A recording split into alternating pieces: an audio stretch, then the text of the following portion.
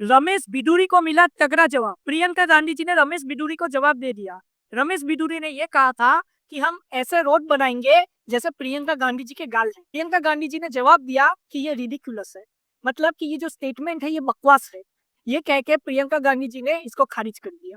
अब ये बहुत ही बड़ी बात है कि प्रियंका गांधी जी ने इस पे जवाब दिया, क्योंकि हाल ही में रमेश बिधूरी जी ने सीएम आतिशी जी के पिताजी पे भी कमेंट किया था, जिसके बाद सीएम आतिशी जी ने प्रेस कॉन्फ्रेंस की और प्रेस कॉन्फ्रेंस में सीएम आतिशी जी के आंसू निकल आए थे। वैसे रमेश बिधूरी जी ने जब ये विवादित स्टेटमेंट दिया प्रियंका गांधी जी पर, उन्होंने आके वापस माफी भी मांगी थी एक्स पे। लेकिन यहाँ पे हमको ये जानना होगा कि उनको ऐसे स्टेटमेंट क्यों देने हैं।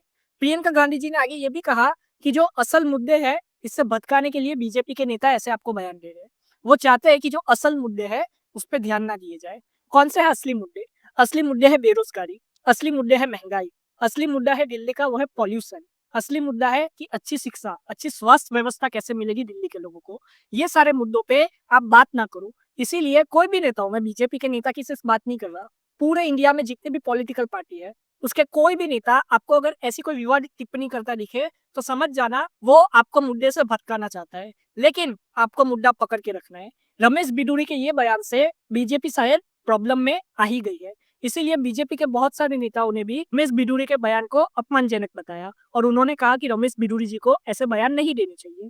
अब आगे मैं यहाँ पे ये बता दूं कि रमेश बिधूरी का ये बयान क्या बीजेपी को नुकसान पहुंचाएगा दिल्ली असेंबली में?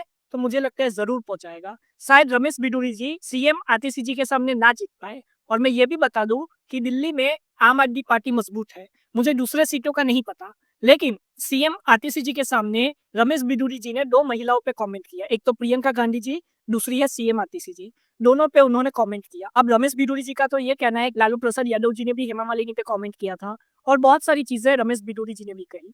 लेकिन आगे हमको ये जानना है कि पब्लिक इसको कैसे लेती है। यहाँ पे हमको सिर्फ ये देखना है कि रमेश बिधूरी जी का ये जो कमेंट है क्या ये बीजेपी को नुकसान पहुंचाएगा। अगर इसको जानना है तो आपको देखना होगा कि इससे दिल्ली की राजनीति में क्या फर्क पड़ता है।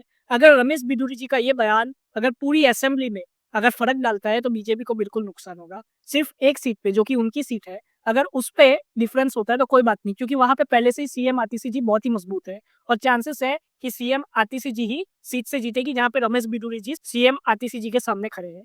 लेकिन अगर रमेश बिधूरी जी का ये बयान पूरे स्टेट की सीट्स पे अगर डिफरेंस डालता है तो बीजेपी यहाँ पे प्रॉब्लम में आ सकती है। अब बीजेपी क्या कर सकती है?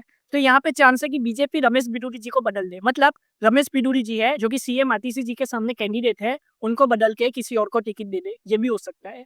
लेकिन अभी तक तो ये चांस लग नहीं रहे। अभी तक तो सारे नाम फिक्स हो चुके हैं। लेकिन पीएम मोदी जी पीछे से शायद रमेश बिधूरी जी को कह सकते हैं कि आप ऐसे कमेंट ना करें, ऐसे कमेंट देने से बचे, ये हो सकता है। लेकिन प्रियंका गांधी जी ने आज जवाब दे दिया।